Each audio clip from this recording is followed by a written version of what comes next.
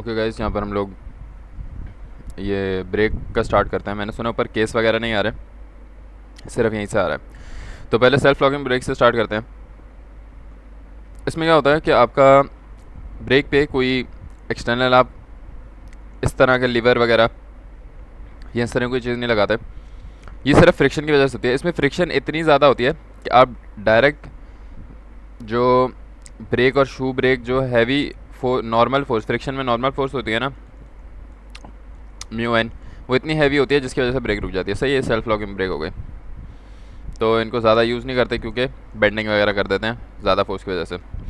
तो हमारी यहाँ से डेरिवेशन स्टार्ट होती है पाइवोटेड, या इसको जो भी बोलेंगे, पाइवोटेड ब्लॉक और शू ब्रेक। तो एक डेरिवेशन ये रही, एक डबल की है, डबल की कुछ भी नहीं, आसान है, सिंपल बैंड ब्रेक है। अच्छा, एक हमारी शू ब्रेक आ गई, सही है, एक हमारी तार वाली आ गई, ये काफ़ी आसान होने वाली है, और एक हमारी डिफरेंशियल आ गई जिसमें हम यहाँ पे एक पिन लगा देंगे और इसको खींच देंगे ऊपर, और ये दोनों का मिक्सचर आ जाएगी, लिवर और इसका दोनों का मिक्सचर आ जाएगी। और हमारी लास्ट आएगी इंटरनल एक्सपेंडेड ब्रेक। तो इसमें हम लोग ये सारे कवर करने वाले हैं। वीडियो को 2x पे मेरे ख्याल से नहीं लगाना, मैं तेज़ तेज़ बोलूँगा और गौर से समझ लेना, ठीक है। तो यहाँ से हम लोग स्टार्ट करने वाले हैं। इन केसेस में क्या होता था, ये बाहर निकला हुआ होता था, सही है, जो आपका शू है। जबकि हमारे अब जो पाइवोटेड में स्टार्ट हो रहा है, पाइवोटेड मेरे ख्याल से कहते हैं पिन सपोर्ट को, एक पिन सपोर्ट टाइप चीज़ होती है, जैसे कि मेरे ख्याल से ये है, आई गेस, या फिर ये पाइवोटेड है। देखते क्या है। When angle of contact is less than 60 then normal pressure तमीज़ से चल रहा होता है। लेकिन अगर एंगल ऑफ कॉन्टैक्ट आपका, ये जो एंगल ऑफ कॉन्टैक्ट हो रहा है, ये इसको इन लोगों ने 2 थीटा का नाम दिया, is greater than 60 degree than the normal surface contact less than the block और shoe is pivoted to the lever. यहाँ the block and the shoe is pivoted to the lever instead of being rigidly attached. मतलब ये बिल्कुल अटका हुआ नहीं है, मेरे ख्याल से ये अंदर बाहर होता है शायद। ये देखते हैं क्या सीन है। Then gives uniform wear of the brake living in the direction of flow. खैर, मुझे नहीं लगता है इतना कुछ काम का है। हम यहाँ पे सिर्फ डायग्राम देखते हैं क्या है।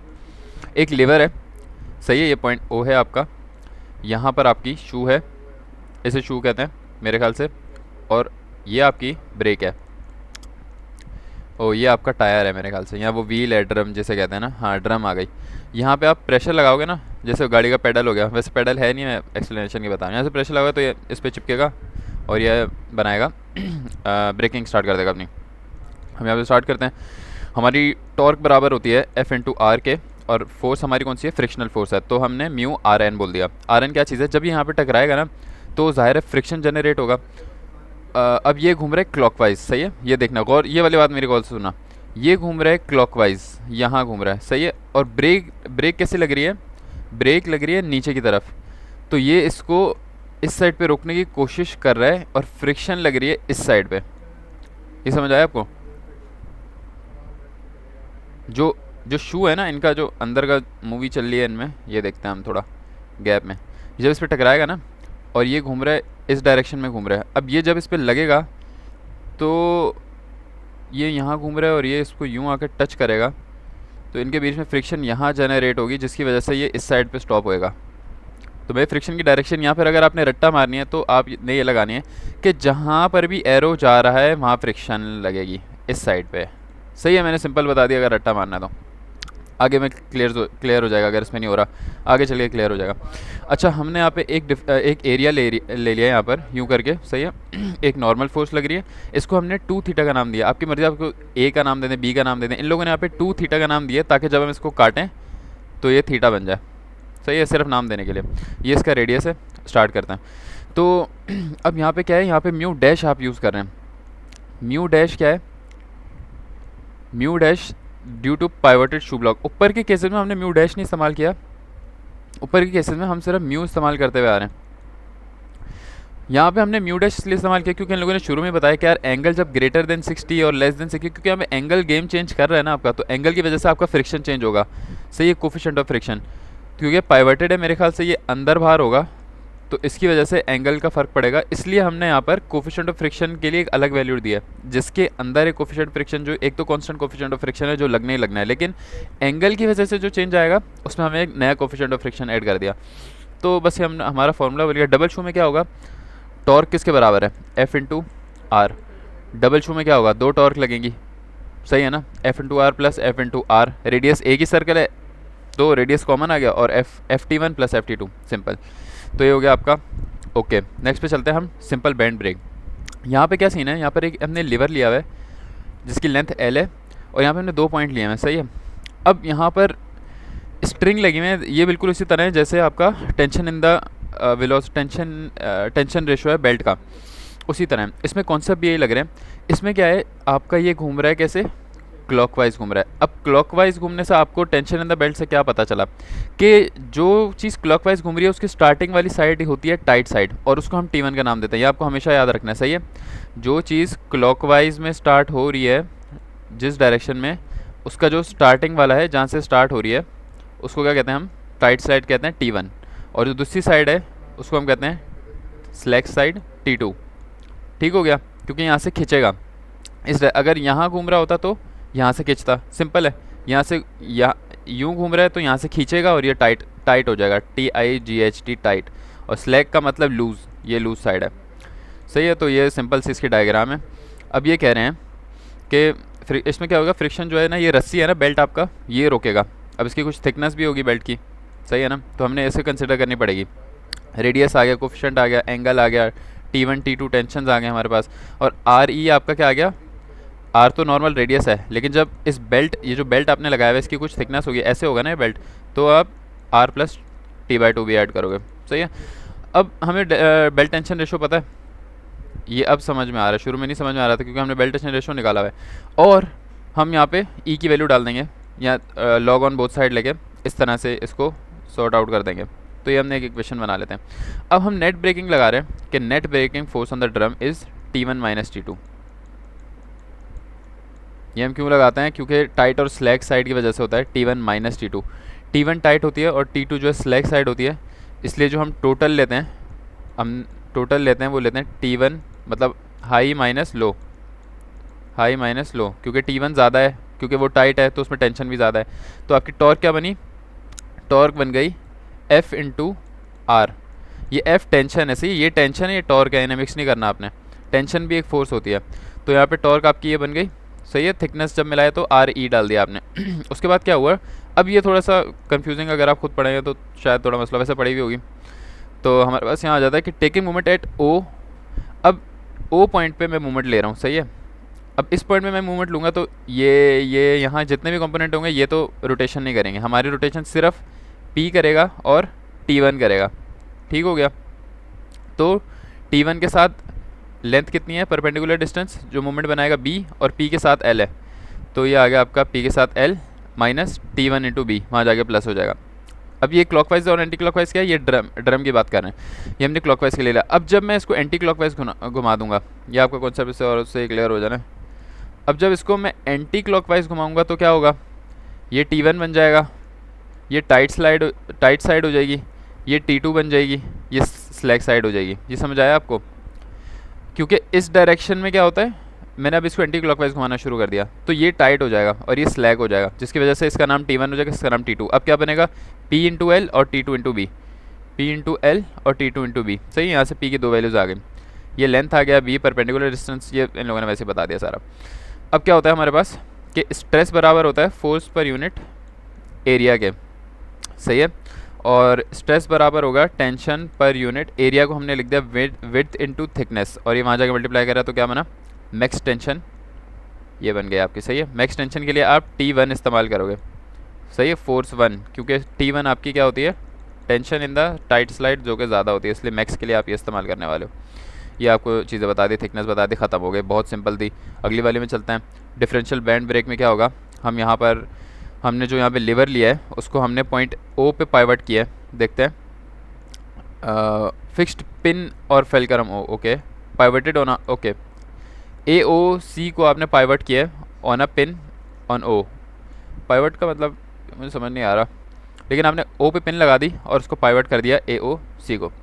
To tighten the band the length of AB OA must be greater than OB, OA must be greater than OB, क्योंकि अच्छा हाँ, क्योंकि अगर आप इसको क्लॉकवाइज घुमाओगे, सही है, तो ये T1 होगा टाइट स्लाइड और ये T2 हो गया स्लैग साइड, और T2 की लेंथ, और इसकी लेंथ हमें बड़ी क्यों रखनी पड़ेगी, क्योंकि ये स्लैग साइड है, ये बहुत ही ज़्यादा ढीली हो जाती है। अगर हम इसको यूँ रख देते तो ये बिल्कुल लटकी पड़ी होती, और छोटी कर देते अगर इसको, तो हम इसको लंबा इतना रखना पड़ा कि ये इतनी रहे कि बेल्ट हमारा अटका रहे उसमें। ये सर बताया हुआ है। सॉल्व करते हैं यहाँ पे। Taking moment about the fulcrum. अब ओ पे मूवमेंट ले रहे हैं, ओ पे क्या क्या मूवमेंट लगा है हम देख लेते हैं। यहाँ पर ए के कंपोनेंट डिवाइड क्यों नहीं होंगे ये बताएं, और ये आप नहीं बता सकते क्योंकि मैं रिकॉर्डिंग कर रहा हूँ। तो ए के मूवमेंट बनेंगे ही नहीं ना भाई। हमें क्या चाहिए होता है, मूवमेंट क्या होता है, एफ इंटू डी। डी क्या होता है, परपेंडिकुलर डिस्टेंस। अगर यहाँ पर ए की टेंशन इन द स्ट्रिंग जो है वो यूं करके लग रही है, तो उसका परपेंडिकुलर डिस्टेंस ये रहा, समझ आई। अगर ये डिस्टेंस नहीं गिवन होता ना, अगर ऐसी चीज़ पे ए यूं करके लग रहा होता, तो फिर हमें इसके कंपोनेंट ब्रेक करने पड़ते ताकि हमें इसका परपेंडिकुलर डिस्टेंस मिले। लेकिन एक चीज़ आपकी लगी हुई यूँ है और यूँ एरो जा रहा है, और ये डिस्टेंस आपको ए गिवन है, तो आपको ज़रूरत ही नहीं है कंपोनेंट में ब्रेक करने की। तो हमारी तीन चीज़ें मूवमेंट बनाएंगी। एक आपका पी एल बनाएगा, ये पी इंटू एल, और एक आपका टी वन इंटू बी बनाएगा, ये टी वन इंटू बी आ गया, और एक टी टू इंटू ए। सिर्फ आपका ये है, ये आपका नीचे जा रहा है, ये इसको कैसे घुमाएगा, क्लॉकवाइज पॉजिटिव। ये ऊपर जा रहा है T one into B, sorry ये इसको जब हम फोर्स मेंबर में ब्रेक करेंगे तो ये नीचे आएगा यूं करके, तो ये इसको क्लॉकवाइज घुमाएगा पॉजिटिव, और ये इसको एंटी क्लॉकवाइज घुमा देगा। यहाँ पर मूवमेंट लिया ना, ये इसको एंटी क्लॉकवाइज घुमाएगा, जिसलिए ये वहाँ जाके नेगेटिव था, यहाँ जाके पॉजिटिव हो गया। वहाँ जाके हमने इसको इस तरह सॉर्ट आउट कर दिया। इसी तरह जब मैं इसको एंटी क्लॉकवाइज घुमाऊंगा, यूँ करके घुमाऊंगा, तो क्या होगा, ये मेरा बन जाएगा T1 और ये मेरा बन जाएगा T2, जिसकी वजह से थोड़ा सा फार्मूले में प्लस माइनस हो जाएगा। सेम चीज़ करेंगे, दो फार्मूले बन गए, ख़त्म हो गया आपका। अगला चलते हैं बैंड एंड ब्लॉक ब्रेक में। यहाँ पर क्या सीन है, यहाँ पर थोड़ा टेंशन रेशो टाइप वाला सीन है। तो यहाँ पर आपने पट्टी के साथ ना यहाँ पे ब्लॉक भी लगा दिए हैं इसको रोकने के लिए, सही है। ये आपका टायर वो ड्रम है, आपने एंड पे ब्लॉक भी लगा दिए और बेल्ट भी लगा दिए, डबल डबल सीन हो गया। तो अब लगने वाली है कोई ख़तरनाक किस्म की ब्रेक। तो अब क्या होगा, हमारा n नंबर ऑफ ब्लॉक है, हमें पता नहीं है, तो हम इसको एक छोटी सी कोई चीज़ लेंगे, एंगल हमने 2 थीटा ले लिया। अब हम इसका थोड़ा सा पार्ट लेके सॉल्व करेंगे और ख़त्म कर देंगे इसको, सही है। यहाँ पे लोड लग रहा है आपका, ये टाइट स्लाइड आप, अच्छा इसकी डायरेक्शन आपने देखा कैसी है, एंटी क्लॉकवाइज। तो ये आपका टाइट साइड हो गया, टाइट साइड ऐसे आ रहा है ना, ये टाइट होगा, यहाँ जा रहा है। अब हमने ले लिया वन वाली साइड। अब ये T1 है, इसको हमने बोला T1 डैश जो यहाँ जाएगा।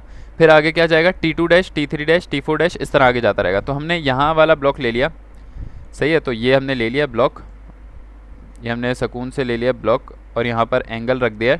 हमारा एंगल कितना था, 2 थीटा क्यों रखा हमने, ताकि आधा करना है तो थीटा थीटा हो जाए। अब हमारे कंपोनेंट देख लेते हैं किस तरह ब्रेक हो रहे हैं। हमारा इस साइड पे जा रहा है T1, हमने लिया यूं करके, सही है। ये हमारा जा रहा है T1, सही है। तो ये हमने यहाँ शो कर दिया, ये हमारा जा रहा है T1, और ये हमारा जा रहा है T1 डैश। हमने T2 क्यों नहीं लिया वो मुझे नहीं पता, लेकिन T1 डैश लिया हमने इसको। अब इसके दो कंपोनेंट ब्रेक होंगे, एक ये कॉस थीटा, एक ये साइन थीटा। सेम इसी तरह एक कॉस थीटा, एक साइन थीटा, इसका दूसरी डायरेक्शन में। अच्छा, जब ब्रेक लगेगी तो नॉर्मल फोर्स भी जनरेट होती है, सही है। फ्रिक्शन फोर्स भी जनरेट होगी, है ना भाई। नॉर्मल होगी तो फ्रिक्शन भी होगी ना। फ्रिक्शन की डायरेक्शन कैसे होगी भाई, मैंने क्या बताया था, जिस डायरेक्शन में घूम रहा है उसी डायरेक्शन में फ्रिक्शन होगी। अब ये कैसे घूम रहा है, ये घूम रहा है यूँ, तो फ्रिक्शन कैसे होगी आपकी, यहाँ पर होगी। अगर एक क्लॉकवाइज घूम रहा होता तो फ्रिक्शन वहाँ लेते, और वो भी इसलिए कि ये यूँ घूम रहा है, सही है। ये बैंड इस पर आके टच करेगा, सही है, और ये खींचेगा ऊपर की तरफ। अब ये ऊपर की तरफ खींचेगा तो फ्रिक्शन यहाँ लगेगी, मतलब अगर ये यूँ खींचेगा तो फ्रिक्शन यूँ लगेगी। ओके, कंपोनेंट्स ब्रेक ये हमने बता दिया सब कुछ, ये क्या चीज़ है। आगे क्या करते हैं हम, टाइट स्लाइड हर चीज़ बता दी, कोई मसले की बात नहीं है। Resolving the component of force. अब मैंने क्या किया, अब मैंने बोला भाई summation Fx is equal to 0 और summation Fy is equal to 0। बहुत सिंपल है। Fx में कौन सी लग रही है, इसका कॉस कंपोनेंट, इसका भी कॉस ही है, सही, ये वाला साइन है, और इसका एक कॉस कंपोनेंट, और x में लग रहा है मेरे पास फ्रिक्शन, और y में क्या लग रहा है, नॉर्मल, और दोनों का साइन कंपोनेंट। तो यहाँ पे आ जाओ, दोनों का साइन कंपोनेंट और नॉर्मल, और दोनों का कॉस कंपोनेंट और फ्रिक्शन, सही है। इनको अंदर करके हमने क्या किया, दोनों को डिवाइड कर दिया। आप जिसको भी जिससे डिवाइड करते हैं सेम आंसर आएगा। तो यहाँ से क्या होगा, यहाँ से आपका आर एन कट जाएगा, कॉस ओवर साइन, नीचे tan बन जाएगा, सही है। 10 वहाँ जाके मल्टीप्लाई हो जाएगा और T1 डैश भी वहाँ जाके मल्टीप्लाई हो जाएगा। अंदर मल्टीप्लाई कराया, बाहर आए, T1 को कॉमन निकाला, सही है, और T1 को एक जगह किया और डैश वालों को ये T1 डैश है, सही है। T1 डैश और T1 को अलग करके इस तरह एक आपने इक्वेशन बना ली। अब ये आपके लिए आ गया एक पार्ट के लिए। हर पार्ट के लिए अब आपको रेशो में कुछ दिख रहा है कि यार कुछ सिमिलैरिटी है कि एक के एक बाद आगे बढ़ रहा है, तो आप लोग बोलोगे कि अगला होगा कि T1 dash upon T2 dash, ठीक हो गया, एक एक करके बढ़ेगा, और फिर T2 dash upon T3 dash, और ये एंड में क्या आएगा, सबका आंसर यही आएगा जो है। तो हम इसको कहते हैं कि n के लिए अगर हम निकालें तो ऊपर क्या है, नीचे क्या है, जैसे नीचे मैंने लिया T2 तो ऊपर T1 आएगा, तो इसमें से n-1 फार्मूला जनरेट हो गया और यहाँ पे इसकी पावर आपने n लगा दी।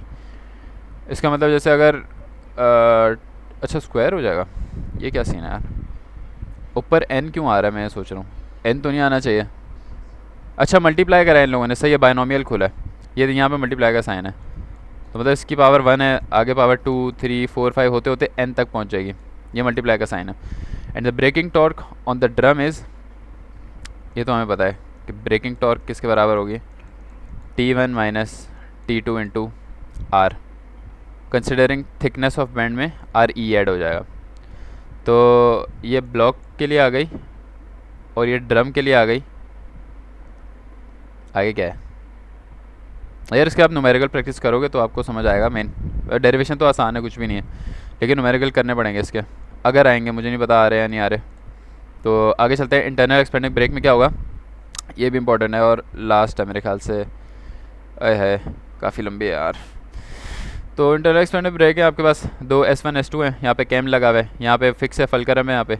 तो ये भाई साहब जैसे यहाँ से इनको बोलेंगे तो ये इस तरफ करके चिपक जाएंगे, ब्रेक और ब्रेक लग जाएगी, सही है। और यहाँ पर आपका डिस्क घूम रही है, एंटी क्लॉकवाइज आपने ले ली। अब आपकी ख़तरनाक किस्म की डायग्राम बन रही है भाई, कैसी बन रही है, क्या क्या होगा देख लेते हैं। अभी कुछ भी नहीं हो रहा भाई, ये आपका कैम है, इसको ऑर्डर मिलेगा, ये भाई साहब यहाँ पे फोर्स लगाएंगे, F1 लगा दी, राइट साइड में सेम सीन चल रहा होगा। उससे क्या होगा, जब ये जहाँ आके टकराएगा तो एक नॉर्मल फोर्स जनरेट होगी। नॉर्मल तो भाई हमेशा होनी है ना आपके रिएक्शन के लिए, और कहाँ घूम रहे हैं, एंटी क्लॉकवाइज घूम रहे हैं, उसी डायरेक्शन में फ्रिक्शन लगेगी, डेल्टा एफ, जो कि बराबर है म्यू एन के बराबर में।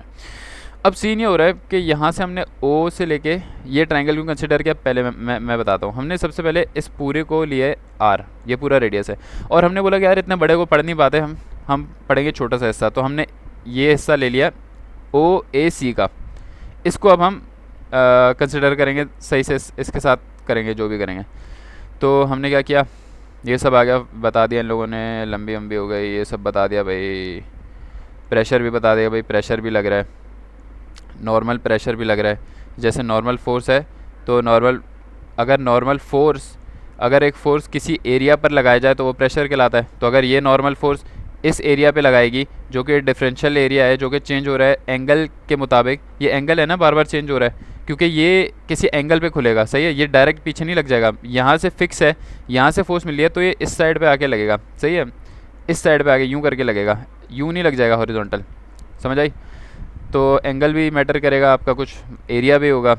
तो हमने क्या लिया, ओ ए सी जो मैंने बताया, ये आपका डी थीटा है, ये आपका रेडियस है, और ये आपका आर डी थीटा है, आर डी थीटा।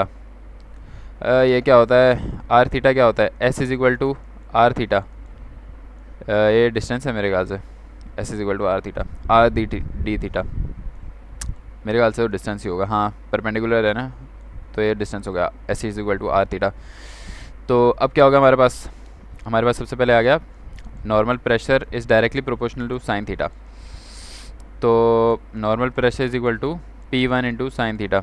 ये क्यों लगाया भाई हमने, भाई क्योंकि एंगल देखो क्या हो रहा है, अब आप गौर से देखना, जब हमने क्या बताया कि जितना एंगल ज़्यादा होगा, एंगल इज़ डायरेक्टली प्रोपोर्शनल, जितना एंगल ज़्यादा होगा उतना ही प्रेशर ज़्यादा लगेगा। क्योंकि अगर इसका एंगल ज़ीरो, और तो हमने यहाँ पे साइन क्यों लिया, साइन ज़ीरो क्या होता है, ज़ीरो होता है, और साइन 91 होता है। इसका मतलब ये है कि अगर ये 0 डिग्री पे होगा तो प्रेशर कितना होगा, 0 डिग्री होगा, क्योंकि ये तमीज़ से यूँ खड़ा हुआ है। और जब ये बिल्कुल इस पर इतनी फोर्स लग जाए कि भाई साहब लेट जाए यूँ करके 90 डिग्री पे, तो भाई इतना रुक जाएगा कि शायद ख़राब ही हो जाए। तो इसलिए हमने साइन थीटा लिया क्योंकि साइन 0 डिग्री पे 0 होता है, और जैसे एग्जांपल दे रहा हूँ 10 डिग्री पे 10 हो गया और 90 डिग्री पे, तो इसका मतलब जितना साइन बढ़ेगा उतना प्रेशर बढ़ता जाएगा, इसलिए हमने यहाँ पे लिया। कांस्टेंट के लिए यहाँ पे P1 लगाया हमने, देख लेते क्या है। और net force acting on the element, net force क्या लिया भाई हमने, pressure is equal to force per unit area, और फोर्स हमने ले लिया normal force, Rn is a normal force, area में आ जाएगा मल्टीप्लाई करते तो force is equal to pressure into area. यहाँ पे हमने प्रेशर Pn की वैल्यू डाल दी, और एरिया हमने क्या डाला, लेंथ इनटू ब्रेथ। लेंथ क्या है, r d theta, and the breadth is breadth आ गई, सही है, काफ़ी सिंपल है। और फ्रिक्शनल फोर्स किसके बराबर होती है, म्यू इंटू नॉर्मल, तो हमने यहाँ पे नॉर्मल की वैल्यू डाल दी। और उसके बाद हमने क्या बोला कि ये सिर्फ डिफरेंशियल था, सही, एक पार्ट के लिए था। अब हमने जाने θ1 से θ2 के लिए जनरल फार्मूला बनाने के लिए सिर्फ, वरना हमने ज़ाहिर अगर गिवन हो के पहले 0 पे था और एकदम से जैसे हुए तो 30 डिग्री होता तो सॉल्व कर लेना। तो θ1 से θ2 जनरल फार्मूला बनाने के हमने इंटीग्रेशन कर दी ऑल पार्ट्स के लिए। उसके लिए क्या बना, साइन क्या बन गया, साइन का इंटीग्रेशन होता है minus cos θ1 θ2 upper limit minus lower limit खत्म हो गया। ब्रेकिंग टॉर्क की बात करें तो torque is equal to F into R होता है, और ये आराम से बन गया आपकी इक्वेशन। और यहाँ पे आपने इस F की वैल्यू नहीं डाली, FT की वैल्यू डाली। FT कहाँ है भाई साहब, F इंटू आर तो सही है, हट गया। ये कहाँ से आ रही है वैल्यू, अच्छा ये वाली है। अब ये क्यों लिया हमने, ये इसलिए लिया क्योंकि हमने यहाँ पे D लगाया हुआ है कि भाई आपका टॉर्क भी चेंजिंग हो रही है। अगर आपने सिर्फ टॉर्क लेनी होती तो आप ये वाली फोर्स रखते हैं ना भाई, लेकिन आप ऐसे नहीं रख सकते। अब आप मेरे ख्याल से टॉर्क को भी इंटीग्रेट करोगे, नहीं कर रहे, बस सही है। अगर आपने डिफरेंशियल टॉर्क लेनी है, क्या बोला, braking torque on frictional torque, braking torque आपने डेरिवेटिव ही लिया है विद रिस्पेक्ट टू थीटा, कि जितना थीटा चेंज होता रहेगा उतनी टॉर्क चेंज होती रहेगी। तो इसलिए आपने फ्रिक्शन की वो वाली वैल्यू डाली है इंटीग्रेशन लेने से पहले, साइन वाली, क्योंकि डी टी है। अब क्या है, टोटल ब्रेकिंग टॉर्क किसके बराबर होगी, अच्छा देखा अब टोटल आ गई, यहाँ से हमने डी हटाया तो हमने साइन फोर्स की ये वाली वैल्यू इस्तेमाल कर ली, सही है। अंदर मल्टीप्लाई किया तो माइनस कहाँ चला गया, ओ भाई माइनस कहाँ चला गया यार, अजीब, माइनस नहीं होना चाहिए। टोटल ब्रेकिंग टॉर्क पता नहीं है क्या सीन है, वीडियो लंबी हो जाएगी। Moment about O will be the sum of, अब यहाँ पे देखते हैं हम लोग क्या हो रहा है गाइस, इसको मैं बता देता हूँ जल्दी से। ओ पर जो मोमेंट लग रहा है, मोमेंट अबाउट ओ कह रहे हैं, O1 कह रहे हैं, O1, क्योंकि हमारा जो फिक्स पॉइंट फलक्रम है, O तो हमने बस वैसे ही सेंटर लिया ना, जो O1 है आपका, ये यहाँ पर मोमेंट लग रहा है। तो कौन कौन मोमेंट लगा रहा है, एक फ्रिक्शन फोर्स मोमेंट लगा रही है, एक नॉर्मल मोमेंट लगाएगी, एक और फोर्स है जो कि F1 है, ये तीन चीज़ें मोमेंट लगाएंगी। अब मुझे इन सब के परपेंडिकुलर डिस्टेंस चाहिए भाई, तो परपेंडिकुलर डिस्टेंस के लिए हमने एक ट्रायंगल बनाया। O1 से ही हमने एक परपेंडिकुलर ऊपर किया, और O1 से ही हमने एक हॉरिजॉन्टल ड्रॉ किया, और हमने एक ट्रायंगल बना दिया, इसको हमने थीटा का नाम दिया। तो ये हमारे का बन गया OO1 B, एक ट्रायंगल बन गया। ये हमने सिर्फ लेंथ मालूम करने के लिए बनाया, सही है, ताकि हमें पता चले कि भाई मोमेंट क्या होता है, F इंटू परपेंडिकुलर डिस्टेंस। वो परपेंडिकुलर डिस्टेंस मालूम करने के लिए हमने ये मालूम किया, ये ट्रायंगल बनाया। तो हमारा ट्रायंगल बनता है ये वाला OO1 B। यहाँ पे आपकी नॉर्मल फोर्स लग रही है थीटा, इसको A का नाम दे दिया। अब क्या है, moment due to normal force, तो नॉर्मल फोर्स क्या बनाएगी, R एंड मल्टीप्लाई इसका परपेंडिकुलर कितना है डिस्टेंस, O1 इंटू B। यहाँ पे भी मैं दिखा दूँ कि आपकी जो Rn है उसका परपेंडिकुलर डिस्टेंस कितना है, ये डिस्टेंस है, ये कितना है, ये कितना डिस्टेंस है आपको नज़र आ रहा होगा। अच्छा परपेंडिकुलर डिस्टेंस ज़रूरी नहीं उससे चिपका हुआ, बस उसकी हाइट चाहिए होती है। ये डिस्टेंस ये कितना है, O1 और ये B आ गया, सही है। तो यहाँ पे हमने लिख दिया O1 इंटू B। हमने यहाँ पे Rn की वैल्यू डाल दी, और O1 B को हमने क्या लिख दिया, A साइन थीटा, क्योंकि हमने इस ट्रायंगल के हाइपोटेनस को A बोला है, तो इसके कंपोनेंट क्या है, ये A साइन थीटा है और ये A कॉस थीटा है। ये इतना वो मुश्किल नहीं है, प्रैक्टिस से आ जाएगा। Rn की वैल्यू डाली, यहाँ पर ये डाला, और उसके बाद मल्टीप्लाई कर दिया, साइन स्क्वायर हो गया। इसको हमने कांस्टेंट बाहर रख दिया, साइन अंदर रख दिया, साइन स्क्वायर। अब साइन स्क्वायर का इंटीग्रेशन डायरेक्ट नहीं होता, हमने इसको पहले डबल एंगल के फॉर्मूले से कन्वर्ट करना है। क्या होता है, फॉर्मूला होता है हमारा cos 2 theta is equal to 1 minus 2 sine square theta. सही है, यहाँ से हम ये बनाते हैं और ये हम इसमें रखते हैं और आराम से इंटीग्रेशन करते हैं। अब इंटीग्रेशन कैसे होगी, डी थीटा मल्टीप्लाई होगा थीटा की डी थीटा की इंटीग्रेशन, थीटा आ गया और कॉस का क्या आ गया, साइन आ गया, साइन 2 थीटा बाई 2। 1/2 हमने पहले अंदर बाहर 1/2 बाहर निकाला और cos 2 थीटा का होता है sin 2 थीटा बाई 2। ये आ गया, अपर लिमिट माइनस लोअर लिमिट यहाँ पे डाल दी, ये आपका बन गया, ओके हो गया। सेकंड हमारा कौन सा मूवमेंट बना रहा है, due to frictional force. Frictional force का डिस्टेंस कितना है हम लोग देख लेते हैं। फ्रिक्शनल फोर्स हमारी कहाँ पे लग रही है, फ्रिक्शनल फोर्स हमारी लग रही है यहाँ पर, सही है। और इसका यहाँ से ये कितना डिस्टेंस है, ए बी, बस इतना डिस्टेंस है, सही है। और अब मसला ये यार, ए बी में तो हमने कोई ट्रायंगल लिया नहीं, हमने जो ट्रायंगल लिया है वो तो हमने बस इतना से लिया। तो हम क्या करेंगे, हम क्या करेंगे, हम बोलेंगे ए बी बराबर है, ए बी बराबर है किसके, ए बी बराबर है पूरे ओ ए में से मैं माइनस कर दूं ओ बी को, क्योंकि हमें दोनों चीज़ें नोन है। ओ ए हमारा रेडियस है और ओ बी हमारा है ए कॉस थीटा, सिंपल, सही है, ए कॉस थीटा। तो हमने क्या किया यहाँ पे, ये देखा R minus A cos theta हमने यहाँ पे रखा, मल्टीप्लाई कराया, हमारे यहाँ क्या बनता है फिर, एक आर साइन थीटा जिसकी इंटीग्रेशन आराम से कॉस में हो जाती है, और एक साइन इंटू कॉस बनता है जो कि काफ़ी मसला हो जाता है। तो हम मल्टीप्लाई एंड डिवाइड बाई 2 करेंगे, सही है। 2 करा तो ये क्या बन गया, 2 साइन थीटा कॉस थीटा, जो कि बराबर होता है साइन 2 थीटा के। ये इंटीग्रेशन के रूल्स हैं, आप इसको इंटीग्रेट नहीं कर सकते, या तो आप इंटीग्रेशन बाय पार्ट्स लगाओगे इस पर, या आप डायरेक्ट फार्मूला बना लो इसको साइन 2 थीटा और इसको फिर सॉल्व कर लो साइन के इंटीग्रेशन से। ये रूल्स हैं, अगर नहीं आता आपको तो आप मेरे ख्याल से रट्टा मार लो या सीख लो, एक एक दो रूल समझ लो, इसमें कोई मसला नहीं है। तो हमने लगा दिया। Now for primary shoe taken moment about O1, यहाँ पे ख़त्म हो रही है वैसे, सही है। अब क्या हो रहा है, प्राइमरी शू के लिए मोमेंट अबाउट O1 ले रहे हैं, हमने मोमेंट ले लिया कहाँ पे, O1 पे। यहाँ पर मोमेंट लिया, आप देखेंगे कौन कौन क्लॉकवाइज है कौन एंटी क्लॉकवाइज है। ये जो है फ्रिक्शन फोर्स इसको एंटी क्लॉकवाइज घुमाएगी, नॉर्मल इसको क्लॉकवाइज घुमाएगी, और ये इसको एंटी क्लॉकवाइज घुमाएगी। मतलब फोर्स और फ्रिक्शन फोर्स के साइन सेम होना चाहिए, मतलब फोर्स और फ्रिक्शन फोर्स का साइन चेंज हो, सही है। ये वहाँ जाके प्लस हो जाएगी, दोनों का साइन सेम हो गया। तो summation movement about point O किया हमने, इज इक्वल टू 0। इसी तरह मैं सेकेंडरी का तो करके दिखा देता हूँ आपको। सेकेंडरी में क्या हो रहा है, मैं summation movement at point O2 ले रहा हूँ। मैं देखता हूँ, मैंने क्या बताया, जिस डायरेक्शन में वहाँ पर फ्रिक्शन लगेगी, ये यूँ चल रहा है, तो अगर मैंने इस साइड के लिए निकाली, यहाँ पर फ्रिक्शन यूँ लगेगी, सही है, यहाँ पर यूँ लग रही है। और अगर इस साइड पे जाएंगे तो फ्रिक्शन यूँ लगेगी, इस साइड पे जाएंगे फ्रिक्शन यूँ लगेगी। तो हमने ये वाली फ्रिक्शन है हमारी, तो एक फ्रिक्शन फोर्स है मेरी, मोमेंट ऑफ फ्रिक्शन फोर्स। अगर मैंने, तो ये इसको कैसे घुमाएगी, यूँ एंटी क्लॉकवाइज, मैंने एंटी क्लॉकवाइज ले लिया है, पॉजिटिव।